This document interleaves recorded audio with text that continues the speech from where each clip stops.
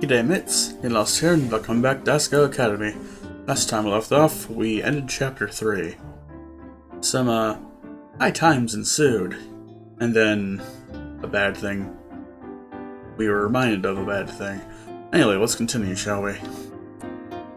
Oh wait, I didn't read that line before. Oh god, no! Oh. Okay. I'll leave that in there just cause it's a terrible blooper. Now say Romeo. John held a small chunk of a cracker before the news jock, who twitched his head from side to side. Romeo, come on now. I know you can do it. Romeo. News jock blinked at John. John dragged his hand through his hair. He'd been at this for the last 3 hours, all just trying to teach Jacques the word Romeo. It apparently took him the first 2 hours just to get Jacques to hold still on command. Now John was stuck on the very first word Juliet should know in a play. At this rate, I doubt his plan was really going to work out. If Jacques couldn't learn the word Romeo, how is he going to learn wherefore, or forsooth, or bane? Don't worry, the first word is always the hardest. After that it gets easier. Way easier. I nodded silently. Romeo. Say the word Romeo. Say Romeo, for God's sake. John. John. I rested a hand on his arm and he glanced at me. You're right. Sorry. He smiled, setting down the small cracker. Do you think you'd take over? I need a break. Yeah. Sure, of course. John collapsed into his bed, a hand over his eyes. I bit my lip.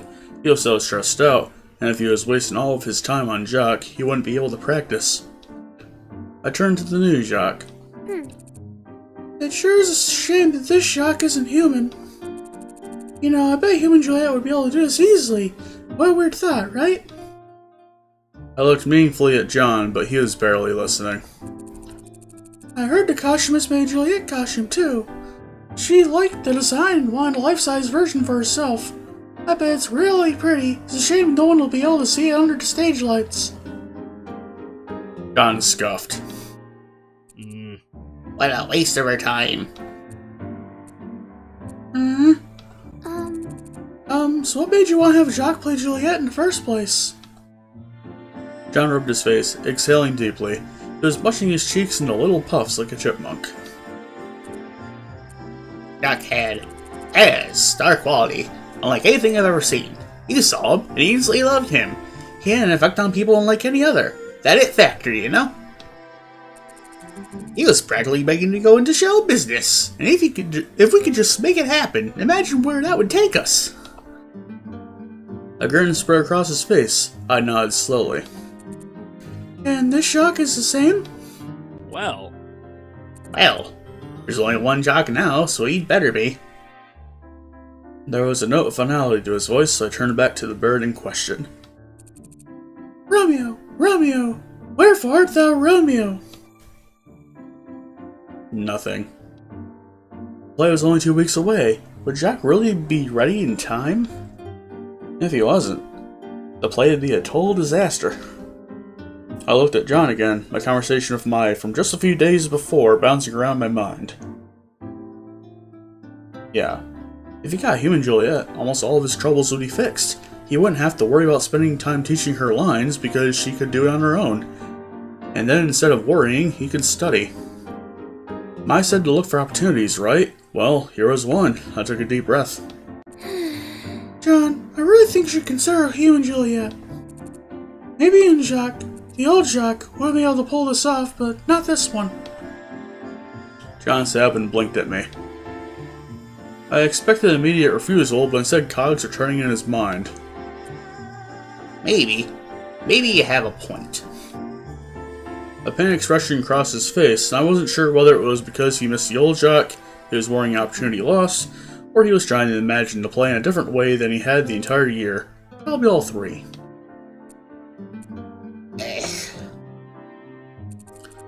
But you know, why don't you try a new technique? Yeah. We'll let him outside if he gets the word right. That'll definitely be enough incentive, right? Oh, God. He beamed at me, and I was too glad to finally see him smiling again to turn him down. Besides, once John decided on something, that was how he was doing it. With a sigh, I turned back to Jacques. Romeo! Say the word Romeo! Hey! You know, you've gotten a lot better with birds. I thought things would get worse after Jacques destroyed Mr. Bunny. Yeah, well, you know what they say. Practice makes perfect. And it was kind of hard to be afraid of something when you were furious with it. Good point. It was the middle of the week, and class just ended. John, as he often did nowadays, went rushing out the door as soon as the bell rang. I put my books in my bag, intending to follow to help out today's shock training session, when PVG stopped me. Hey! Hana, can I talk to you for a second?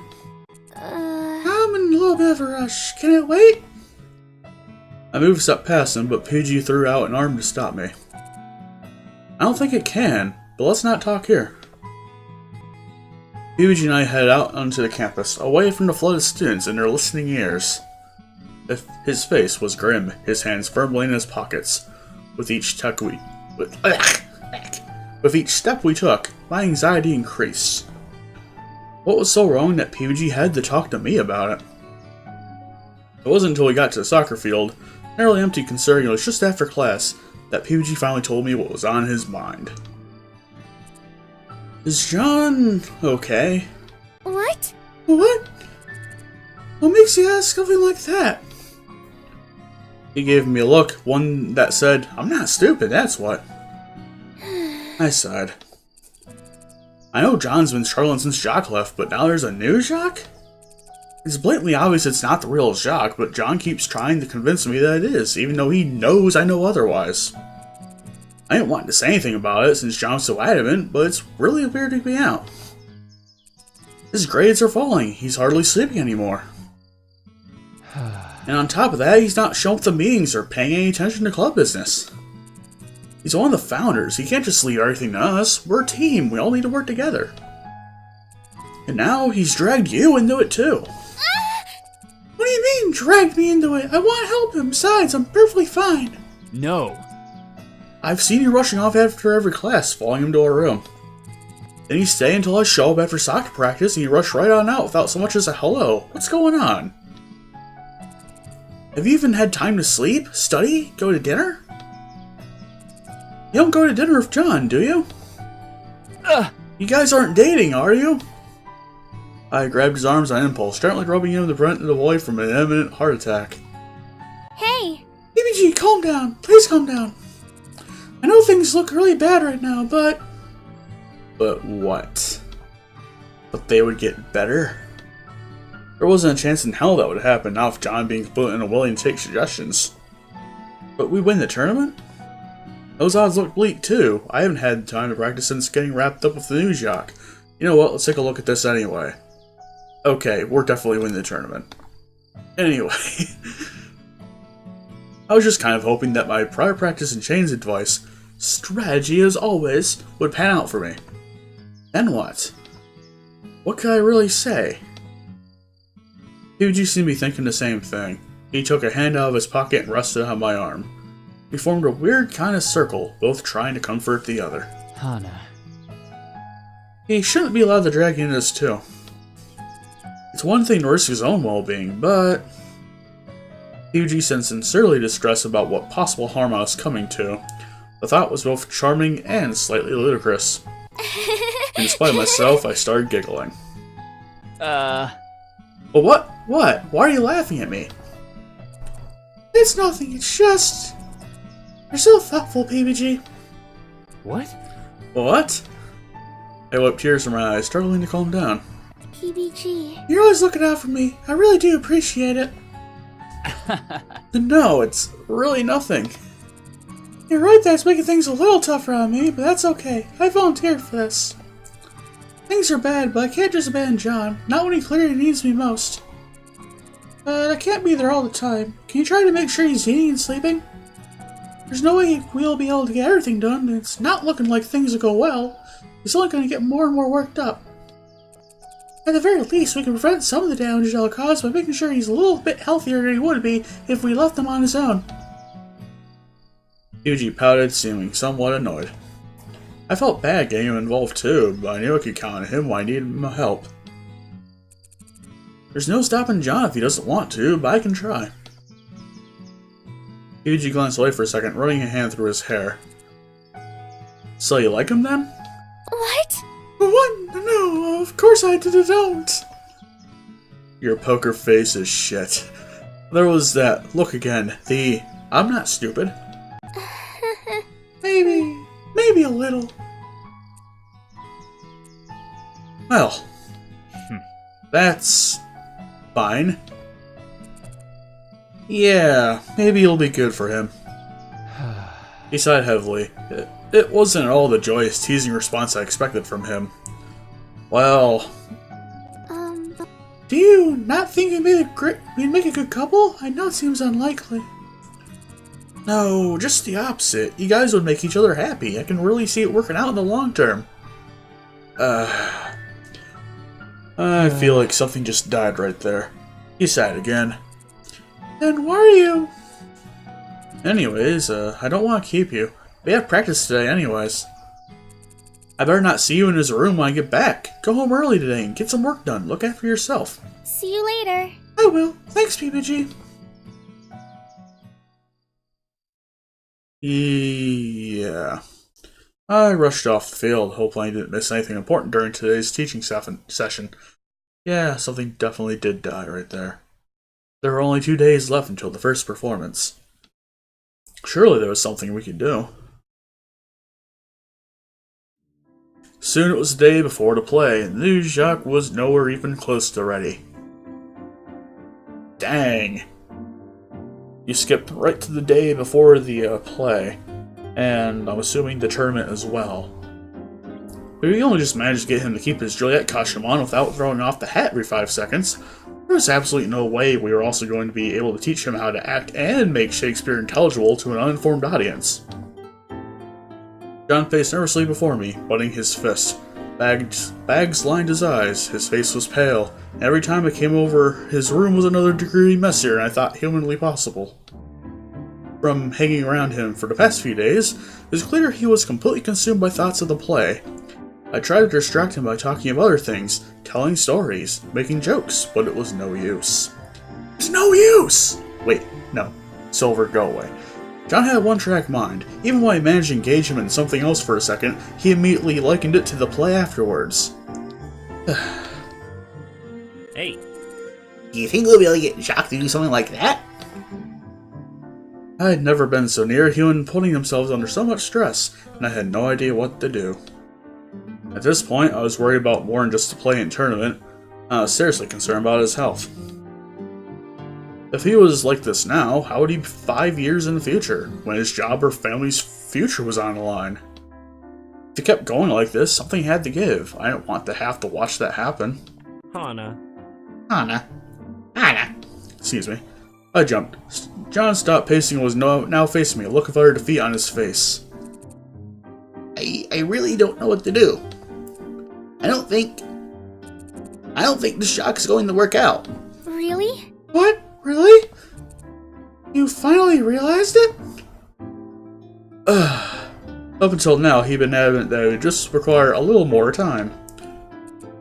It's just I'm so frustrated. Absolutely everything else is going perfectly. The sets are done, the extras are doing amazing, all the other actors and actresses are kicking ass. The costuming's out of this world for a skill production. Ugh. The lighting, the sound design, the props, everything is just set for it to be a perfect play except for this. And I don't know what to do. Heck. He collapsed into a seat on the couch, and I wrapped an arm around him. This isn't even counting the tournament. I've been trying to practice every night, but half the time I fall asleep when I start. And then PBG comes home, and we have to do our assignments, and I stay up late doing those. I must miss something. There must be some way to make this work. It'll be okay. Don't worry, it'll all work out. I mean, you're giving everything you've got, aren't you? It has to mean it'll work out. It has to. I rubbed his back, staring straight ahead. Truth be told, I didn't think it was going to work out. The writing was on the wall. I could see where he was coming from. Even now I held a small sliver of hope that maybe, just maybe, a miracle would somehow occur. It seems stupid to suggest the grandiosity of a miracle for something as silly as a school play, but still, it's properly dramatic. Maybe that miracle consists of a simple choice. Are you sure I don't want to switch to him and Juliet? John flinched and shrugged my arm off his shoulder. Yuck, of course not. I have a vision for this play, Hana. A vision! Besides, do you think switching now would do anything? She'd need her costume adjusted, lines memorized, and we have to redo and learn walking for everyone and find new size props, and she'd have to be sufficiently talented.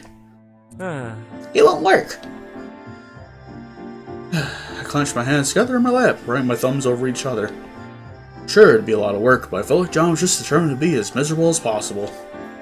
If he wasn't so set in his ways, if he actually listened to other people's advice or suggestions, this wouldn't have happened. He honestly brought all this on himself, but he couldn't see that. It was Jacques' fault, or the world was a mean place. It had nothing to do with him being what amounted to, honestly speaking, a bad leader. But I gritted my teeth. What would telling him do now? He just gave him more angry, no doubt. If he wouldn't listen, he wouldn't listen. It's just... John's voice caught in his throat. He took a few deep breaths before starting over. A small pang of guilt hit me, but I shook it off, my head swimming. It's not just me counting on this to work. There's so many people who put in their time, effort, their passion. So many people who work so hard, give up sleep, hurt themselves, worry about this play. And now, because I couldn't teach his damn bird, it's all going to pieces. He put his hand in his face. He put his face in his hands. I feel like George Lucas after he realized the Phantom Menace was actually a piece of shit. I rubbed his back, nodding. There was nothing else I could really say. The truth of the situation was that John messed up, and nothing I said or did would cushion the blow. I was in charge of the entire play. If something went wrong, he was by virtue of that position at least partially at fault, or he made a decision to do that thing or trust that person somewhere down the line. It won't be as bad as you're imagining, I'm sure. That, at least, was something I could truthfully say. John shook his head again, then wrapped his arms around me and buried his face in my shoulder. I stroked his hair, and we sat like that in silence. It was all we could do. Finally, Romeo and Juliet's opening day arrived. I made it to the theater an hour earlier than the call time, partially because of nerves and partially because I knew my costume was going to be an absolute bitch to put on. Slowly, the other cast members began to show up. Warm-ups were performed, makeup was put on, stretchers were stretched. Actors were an interesting bunch. Some of them were completely insufferable, the kind of people who tried to take attention from others because they definitely were making up for something else. Some were also shallow people who collected numbers and treated everybody like a best friend they hadn't seen in years, screaming out names and pulling them to bear hugs only to talk shit about them minutes later. But some of them were the most unique, quirky, clever people you could ever meet. Some of them were humble, some were even averse to attention until they were actually on stage. One in particular I haven't even heard speak outside of yes, no, and his lines. There were those who liked the poetry of the words, those who loved plowing the psychological depths of a given character, and those who treated scripts as treasure hunts or puzzles, reading them over and over for a single line that would allow them to completely interpret the character's motivation. All in all, I liked the atmosphere, and this surprised me. I was a quiet person, a bookworm and a nerd. I didn't really like having people's attention, and being surrounded by too many strangers made me nervous, especially when I couldn't trust them. But here, people were energetic, people were funny, people were bright. More accurately, people were all over the place. It seemed like almost anything could happen, and despite potential for mockery, no one treated me like a weirdo. They just accepted my quirks as they were. I understood why John wanted to make the play a success, and how keenly he felt everyone's passion and hard work. I almost wish I could keep doing it.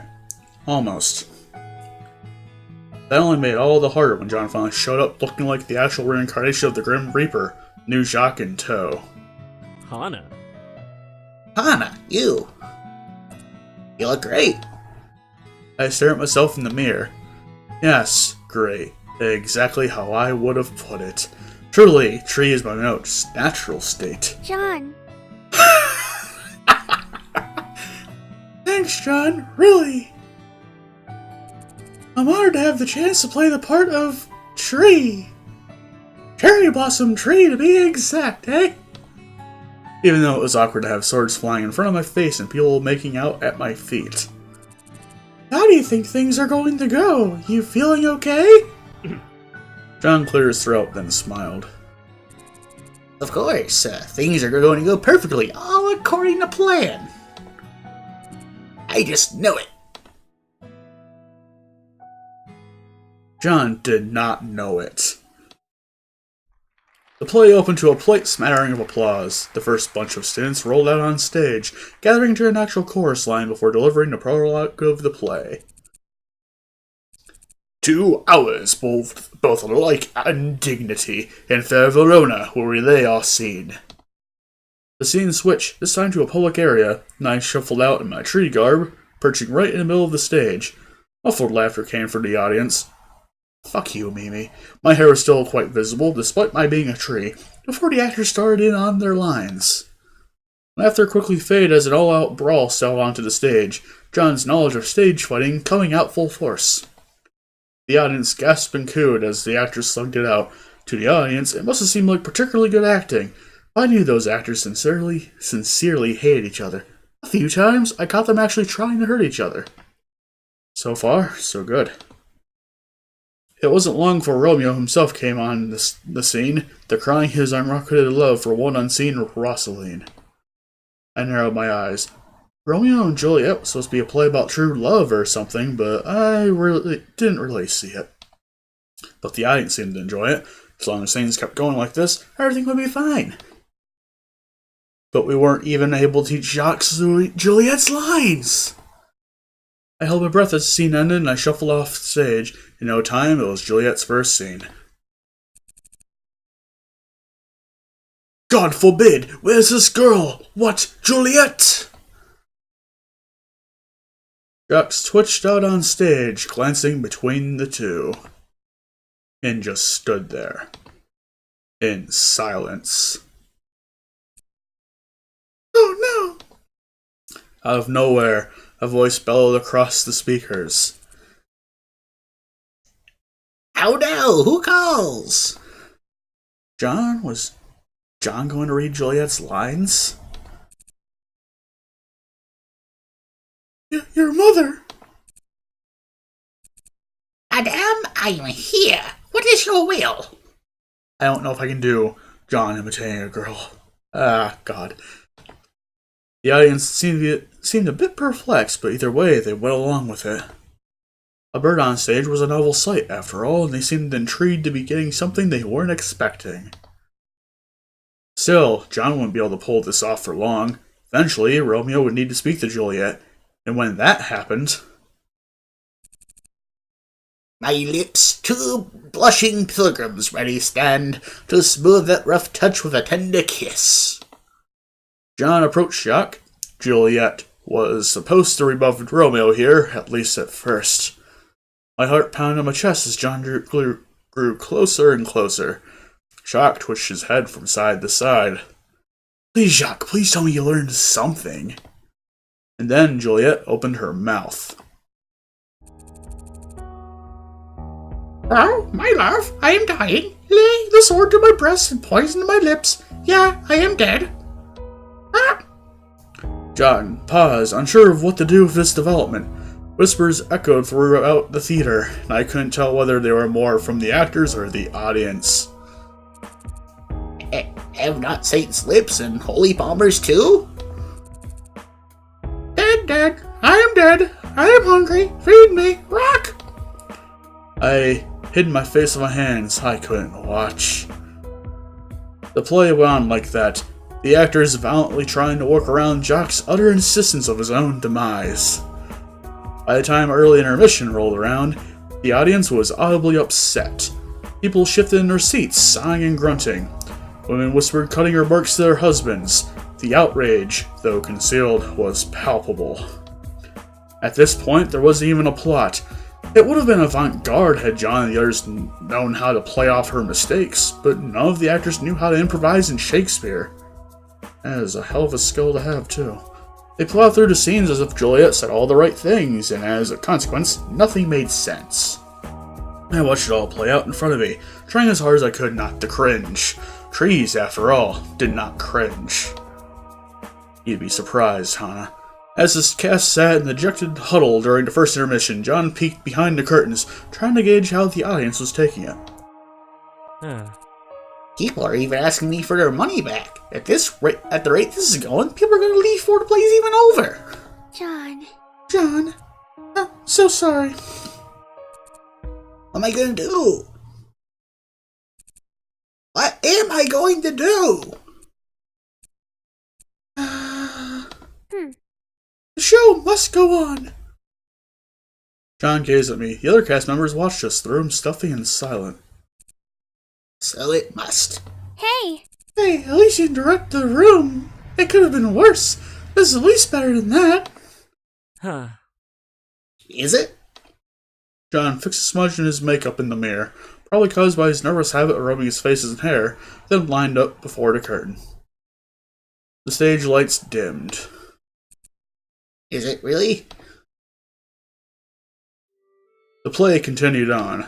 In a way, it was almost inspiring how the actors kept trying to give their best performance, how John bullheadedly continued with his vision in a stark defiance of reality. The audience grew more and more restless as they saw the quality of the play wasn't improving. The more proactive of them trickled out of the theater. John grew irate. Backstage, a feeling of gloom and despair flowed through the air. It was a doomed production. Everyone cared, everyone was passionate, everyone was giving it their all, but nothing they did would save the play. Actors quietly opened bottles of water, hardly speaking to each other.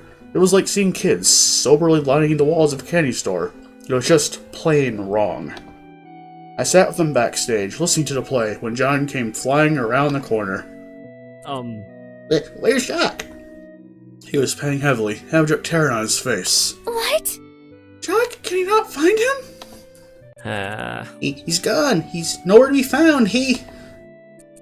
I think he flew away. John's knees buckled and he collapsed onto the floor. It's too late. I can't do anything else. The play's over. He's gone. He's gone. He's gone. I put a hand on his forehead, which was burning hot.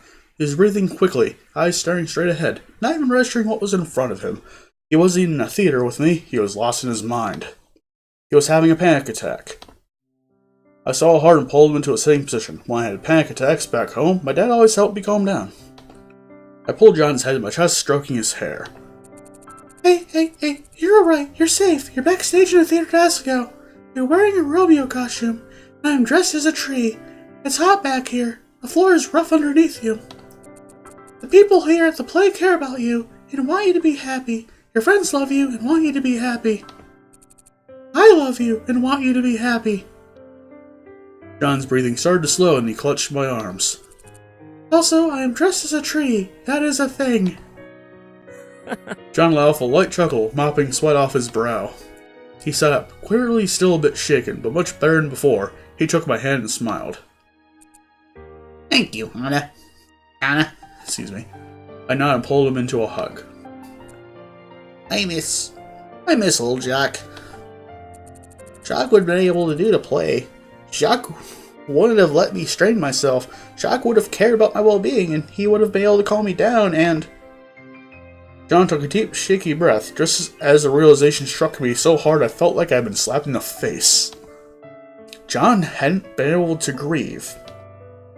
Between the play, the tournament, and school, John never had time to actually feel and mourn his best friend's passing. Instead, he and I instantly found a replacement that only cemented how much he lost in the first place. This was partially my fault. What should I do? Well,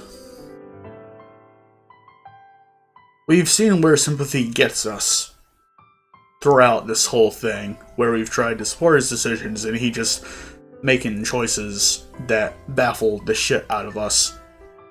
I think we need to be real with him, honestly. Yeah. Well... John, listen. I swallowed hard. I hate being the bearer of bad news. Jacques is gone. There's no getting him back. Snoober was a mistake. There's no replacing Jack, and I think you and I both know it. We were being too stubborn, trying to force something that wasn't meant to be. I think we both need to learn how to let things go. John didn't say anything for a long while. I stroked the back of his hair, heart pounding, hoping beyond hope I hadn't done any damage and made it worse. Snippets of the play flowed through the cracks in the curtains.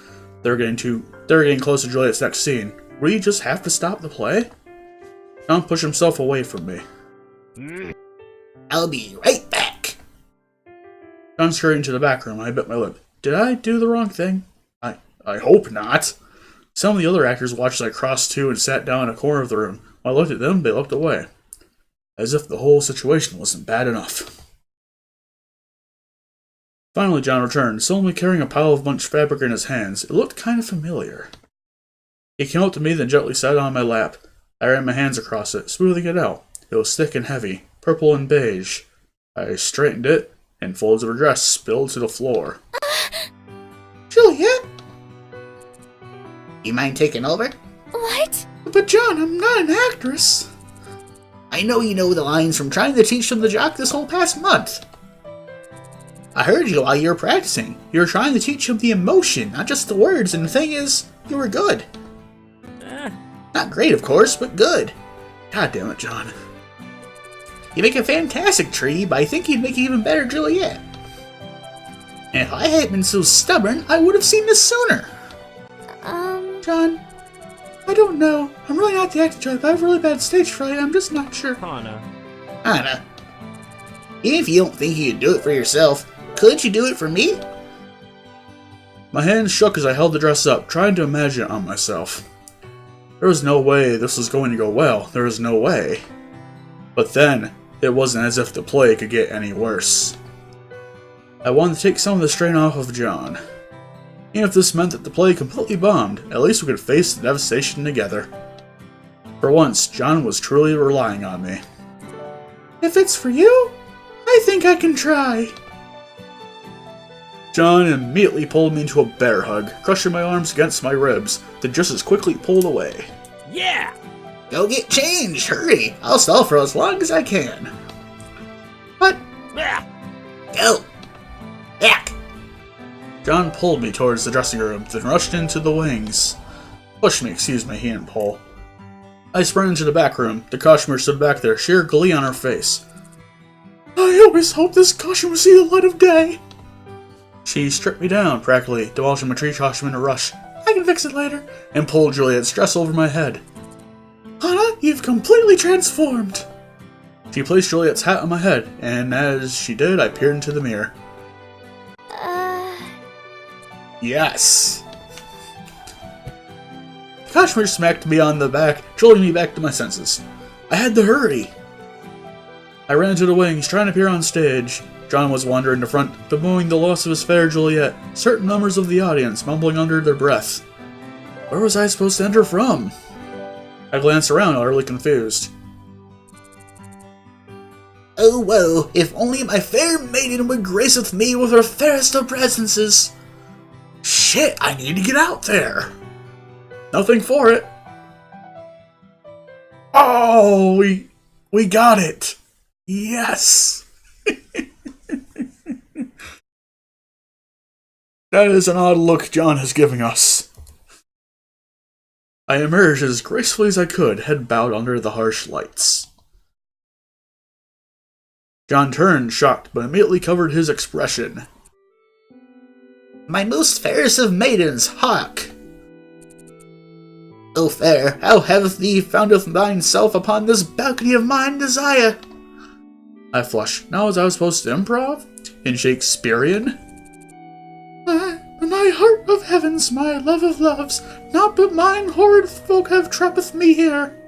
Trappeth me here. That worked, right? Where exactly in the plot were we?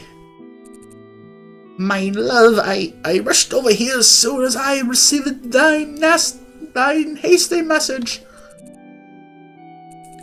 Thine sweet Romeo, star of thine heavens, and you, the refreshed hope of mine heart. I shall rescue you, and we shall then flee and frolic as none ever have. John lifted his arms to me. I stared at him. He didn't mean for me to jump, right? But John made a face at me and flicked his fingers towards him. I swallowed. For thee, my love, for thee I overcome. A deep breath, I climbed onto the edge of the balcony. Then eyes closed. I jumped. Ack! Ack! Ack! God. I collapsed right on top of him and John fell to the floor. Hearing John grunt, I rolled off and away from him, ending up against a fake bush and knocking it down. I wheezed, desperately trying to catch my breath as John crawled over to me. Anna, are you okay? Oh, Anna. The play. Oh, how oft when men are at the point of death, have they been merry, which their Kibbas call a lightning before death? Oh, how they call this a lightning, oh my love, my wife, death, that hath sucked the honey of thy breath, had no power yet unto thy beauty. John immediately launched into Romeo's Death of Juliet speech, and I closed my eyes, doing the best impersonation of a dead person that I could muster. It wasn't hard given the circumstances. And lips, oh you, the doors of breath, seal with a righteous kiss, a dateless bargain to engrossing death. John turns toward me, eyes lit with determination. Oh no, I forgot all about this part. He placed his arms on either side of me, his face coming closer and closer. My heart beat rapidly as I tried my hardest not to scrunch up my face. My first kiss! John cupped his hands around my chin, then placed his thumbs over my mouth. He kissed the tips of his thumbs ever so tenderly, then pulled away all the sorrow of a grieving man in his eyes. As with a kiss, I die. John claps next to me, hand in mine. The actors playing our families rushed out on stage. John and I giggled quietly. That went well. Better than expected. You're right, Hannah. Hugh and Juliet was a million times better. Not least of all because I think I finally understood how Romeo felt about her. John. John not being as blunt as he could have been. John. I mean, he almost killed me. John. Just kidding. John grinned, nudging me in the ribs. Shh. In the end, the play was a success. Well, comparatively. Yeah, that's what it said. People praised the action-packed twist at the end, seeing the entire play as a strange avant-garde performance.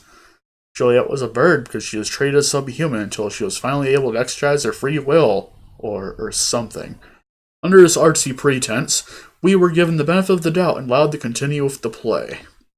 People complimented me on a job well done, though they didn't necessarily mean my performance. A few people did say my death was pretty convincing, though. As we hung up our costumes, John and I joked to ourselves about the new Jacques' mysterious disappearance. I think he flew to the Bahamas, or maybe he returned to that creepy shopkeeper. I'm just glad he's out of our lives now. He was nothing but trouble. Pretty sure he's not hurt, though. Are you kidding me? That bird is even more stubborn than I am. He's got a survival instinct faster than the fiercest lion of savannah. He'll be fine. Honestly, it was better that he was gone. He would be happier that way. John said that I would play Juliet from now on, and that we could practice whenever he liked, though I wasn't too keen on that idea. Overall, as we headed to our dorms, practiced like crazy before the tournament, I was happier than I had been in a long, long time. Maybe there was something to this acting thing after all. I woke the next morning feeling like an entirely new person. I grabbed my uniform, laying it flat against my chest and glancing into the mirror. It is I, Hannah, an actress. I giggled quietly at myself. I groaned from her bunk. Sorry. I was just being overly dramatic. I changed into my uniform and dashed out the door. Today was the day of the tournament. Maybe I could win. Maybe I could turn one win into two? I stepped out into the fresh spring air, taking a deep breath. My event was one of the first ones to go, so I had to be there earlier than most. Plus, it took a little time to get to Higginbana. I set my shoulders and started across the campus. The arcade at which the tournament was being held was much smaller than I expected. I felt like I'd find some kind of convention, but instead it was a small local arcade filled with arcade machines. A small room split off, which was probably where the individual competitions take place throughout the day. A few people milled about the space, generally older folk in their 20s and 30s. I glanced at the agenda in my hand and made my way to one of the back rooms. When I entered the competition room, I found 2 chairs on an elevated platform, a computer and a projector sitting between them and hooked up to separate controllers. Ian sat in one of the chairs, looking bored out of his mind. Good morning. Ian! Hey, It's about time you showed up. I was starting to get worried that you died. Sweetie to be concerned. Is it? Yeah. I got into the chair next to him. A man came over to me and checked my name and club affiliation. I'm part of the Normal Boots Club. A small surge of pride made me sit up straight as I said it. Oh. She actually said it this time, instead of just saying, I said I was a member of the Normal Boots Club, or whatever. There were chairs lined up for people to watch us compete, and to my surprise, the entire room soon filled. As chairs were filled, my nerves grabbed a hold of me. I saw hard, searching the crowd to find John. There he was! My anxiety eased, I smiled and made a little wave, and he waved back. The lights around Ian and I dimmed and the projectors started up, showing the main menu of Dumb Doom's Revenge on screen. It was time to start. As the MC began his introduction and explained the rules of the game, Ian turned to me, a smirk on his face. Sherry, you ready for this? Yeah. You bet I am. Ready to go. The man turned to us, and I nodded. Then, 3, 2, 1, starts. The game began. I immediately clicked to fill my screen of 2 more lines of blocks, and began working with what he had. I scanned the blocks for the pink cards, flipping them one by one, making combos where I could. I still wasn't advanced enough for playing tons of combos ahead of time, but I could make it much more likely for combos to happen through probability. The pinks were all but gone, green leaves were next. Somebody started flipping at the top of the screen, and must be comboing, which meant I had a few seconds before those blocks would fall. I set up a combo on top of the screen and started eliminating the orange blocks below it. Then it happened. A 6 combo jumped out at me from on the screen. My eyes crossed as I stared at it in shock. I just had to move the top block over one space. Then, as quickly as I saw it, it vanished. The blocks looked normal again. You're dead! As the ends blocks fell upon my humble kingdom, I slid the combo into place. 2, 3, 4 combo, 5 combo, 6 combo, 7 combo, 8 combo. Ian's attacks converted into blocks and hovered above mine. I set up several more combos to wait for him to fall. 10 combo, legendary. Dumb dudes started farting out rainbows over Ian's zone, and then blocks. So many blocks. They didn't come in a chunk, they came in a torrential downpour, all over Ian's side, sliding from left to right and back again. Ian blinked, his hands and eyes moving frantically over the screen. I wasn't sure he had ever seen something like that before. I sure had. I continued to combo while this was happening, but at this point there was no need. Ian's screen followed up. He kept trying to make combos until the very end, but game over! That was it. I won. Hey, I got a win again. Here, awesome. I stared dumbfounded at the screen in front of me. Ian's mouth hung open. The room was silent. Then, whoa! Yeah, Hana! Aw, yeah! I knew you could do it! I glanced up to see the room applauding, all of it, even Hidden Block Club. The announcer was gaping at the screen. I've never seen a score that high! Certainly I was right as a tomato. I stood to climb off the platform. Not so fast. Ian stepped in front of me, grim as always. I braced myself for his infamous sarcasm. But to my surprise, he laughed. Hana. That was a hell of a game, Hana. That's exactly what I wanted from you. He held a hand in the air. I looked at it in confusion. Don't leave me hanging. Oh! I high-fived him and he clasped my hand in his. Thanks, Hana. That was fun. And then Ian vanished into the televoid. Then he disappeared into the wrestling crowd. Excuse me. I forced my way through it myself, eager to find John. A bouquet of roses was thrust into my vision. I took it and looked up.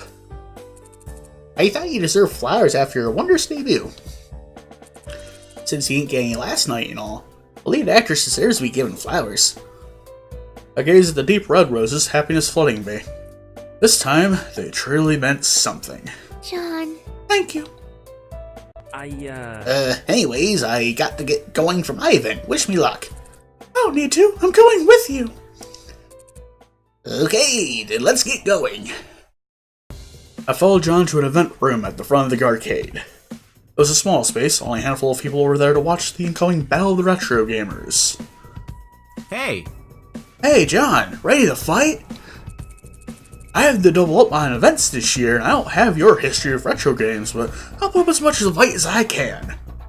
Oh yeah, you also do the, invention one too. I remember that route. We'll see how it goes. What's up? Are you okay, John?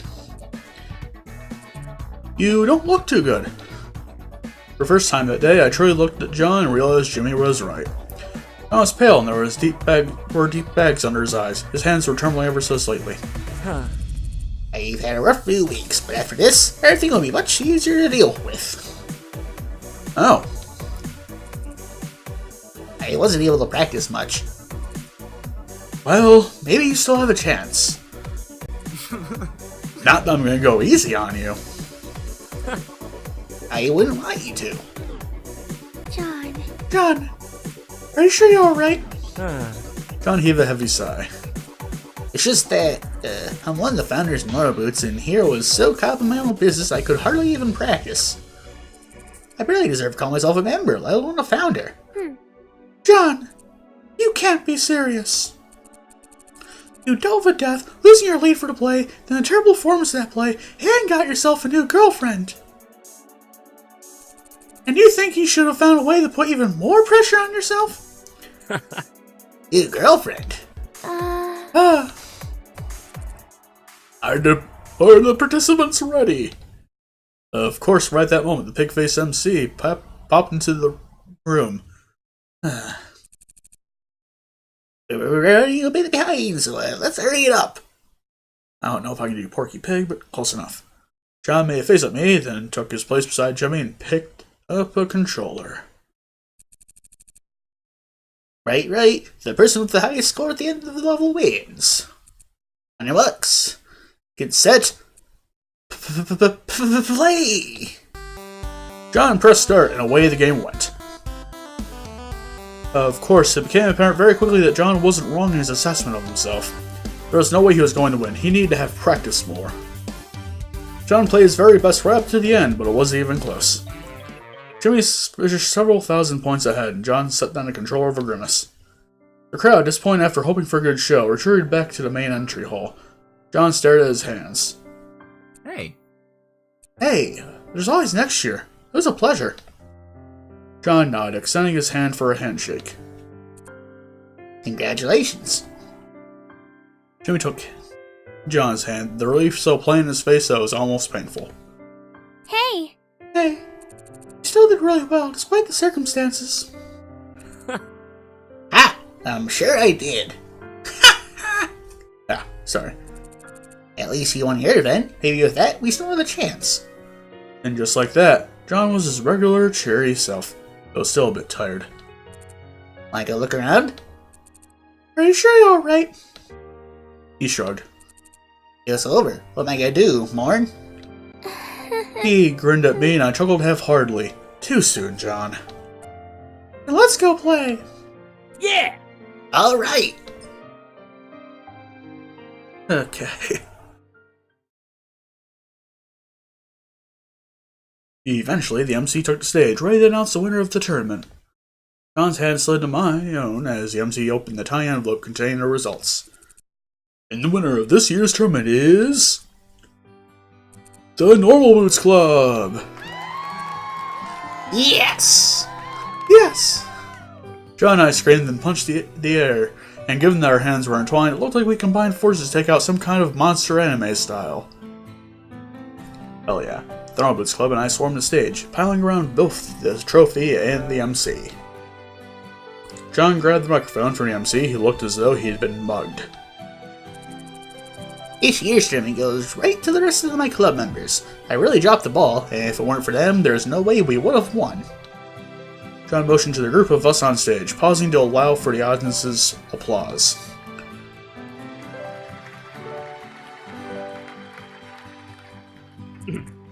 Finally, I have 2 announcements. First of us, join us in welcoming Hana Mizuno, the newest member of the Normal Boots Club, and my girlfriend. A swarm of guests flew from the men around me. John motioned me to the front of the stage, where I stood next to him, blushing furiously. See? We could have won without her. Ain't she cute? John! I shoved them and the crowd laughed. Then something soft encircled me. PBG had wrapped Normal Boots' jacket around my shoulders. Thank you. If it wasn't for her, we wouldn't have won, and Asagao Academy wouldn't have a drama club. She's the real hero this day. Diane applauded politely once again. John smiled gently at me, then turned to face the crowd with a rather serious expression. Finally, I have one more announcement. He waited a few moments for the crowd to settle. As he saw the look on his face, the mood sobered. I would also like to dedicate this victory to our fallen comrade in arms, Jacques. Sadly, he is no longer with us. I haven't been able to find a way to repair him, and until that day comes, our robot bird friend will be missed. I wrapped an arm around John's shoulder as he lowered the microphone from his face. There was a moment of silence, and then John passed the microphone back to the MC. After John's announcement, there wasn't much more to the tournament. The crowd left soberly, and the excitement of our victory vanished. At least, it did until Satch met us just outside the arcade. What? Jacques has been broken this whole time? Why didn't you tell me? Let me have a look at him. I'll see what I can do. Oh my god, it's happening! Satch took Jacques under his wing and enlisted the help of the only other person in all the Academy who would understand robots. Kakasu. Of course. I don't understand. Why her of all people? Is she part of the electronics club or something? Heck! I started slipping into some other voice. Don't worry about it. John paced the floor like the expectant father, glancing up every so often at how the operations were proceeding. John, don't worry. Jacques can't get any worse than he already is. I know that, Hana. I know. John stopped pacing, instead coming to rest his head on my shoulder. I know he can't get any worse, but what if he gets better? Harvey wants him to come back, and part of me... John! What if he doesn't have his memories anymore? What if he's got a completely different personality? What if he doesn't like me? How in the world am I going to deal with that? John, I really don't think you need to worry about that. A small thump came from inside the room and John jumped. Everything okay? Nothing to report. We've got it handled. John resumed pacing the floor. No matter what I did, nothing would calm him down. He was beyond help. Finally, the operations were done, and Satch and Kakasu approached us nervously. Well, how'd it go?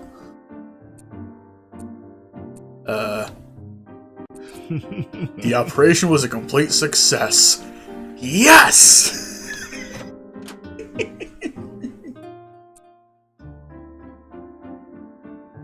John.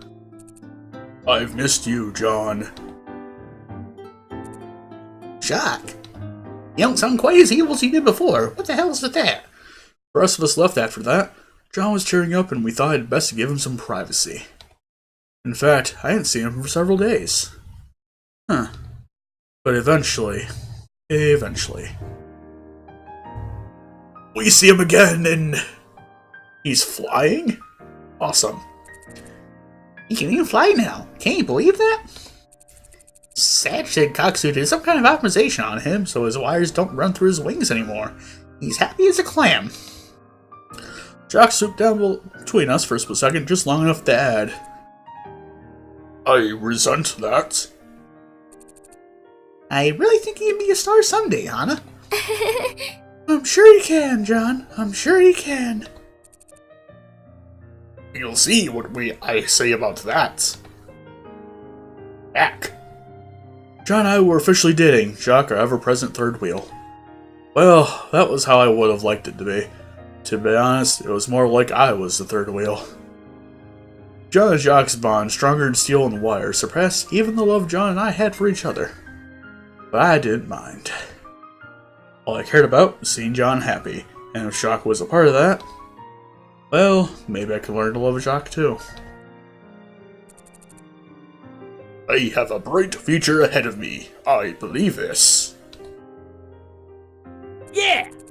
You do, you do! Together we'll be the best actor-manager pair the world has ever seen. I'm glad you no longer sound like a possessed devil. You will see your name in lights if it's the last thing I ever do, believe me. And of course, Hana will be by our side the whole way through. Right, Hana? Yeah. Of course. Huh. Man, this is great. I've got 2 talented actors with me, not to mention a girlfriend I absolutely know I can count on. We've got a bright future ahead of us, I just know it. Not if I can help it. These two. It looked like I'd be stuck with them for a long time to come. And to be honest, that sounded wonderful to me.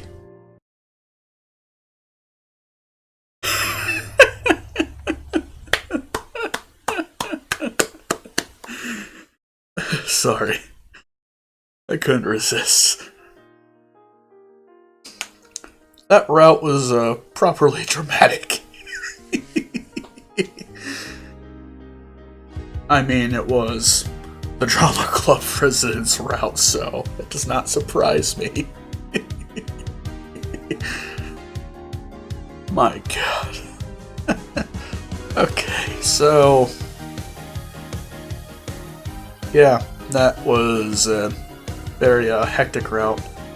Also, oddly, a short route compared to even Gerard's route, actually. I mean, I think his date lasted longer than John's. Oh well. Anyway, at least we made it to the end, and we got the best end. Again. Dang. Alright, well.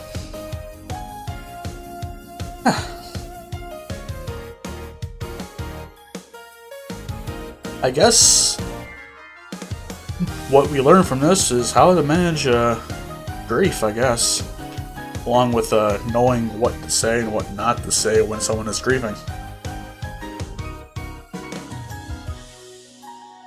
There were a lot of times when I picked a choice and in the back of my mind I was panicking because I didn't know if it would be the right choice or not. And yeah, I think that's what a route like this should be doing to you. Like, the answers aren't exactly all that clear. Well, until you get to the end. Anyway, the answers aren't clear. Anyway, we did it. And with any best end that we get, there should be an after credits scene.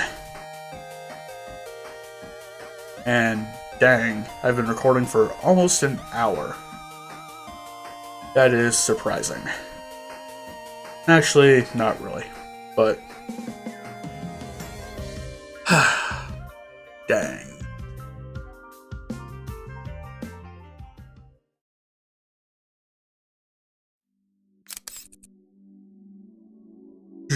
Jacques, over here! Please look at me! Please notice me! No, over here. Sign my autograph. I love you. You've created a monster. No, I've created a star! I have to admit, I had my doubts about this whole Jacques as a superstar deal, but I guess you knew exactly what you were doing. I know, right? Hell yeah, I did. Jacques was now an internationally recognized celebrity with fans from several countries and all walks of life. They came from far and wide to see this amazing acting bird. At first he was just a novelty, but it seemed that the first time someone saw him perform live, they fell in love. His fandom grew exponentially. Misspelled. Oh, well, whatever. Until we had to take him on tour, and then he started getting television and movie offers. Jacques just had a way about him that just made people want to love him. It was an odd turn of events, but I was enjoying the ride. For the most part. And now that Jacques is a star, I'm ready to set my eyes on my next. You're next? John winked at me. I didn't like that look. But that was a discussion for another day. John watched his bird, stars in his eyes. My beloved Jacques. Dot, dot, dot.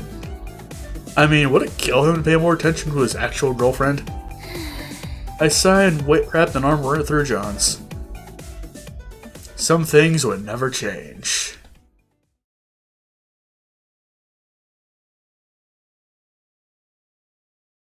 Asagao Academy, Normal Boots Club. And Jeff sends us off for this episode. In case you liked it, be sure to like, comment, subscribe, and I'll see y'all later. Ciao!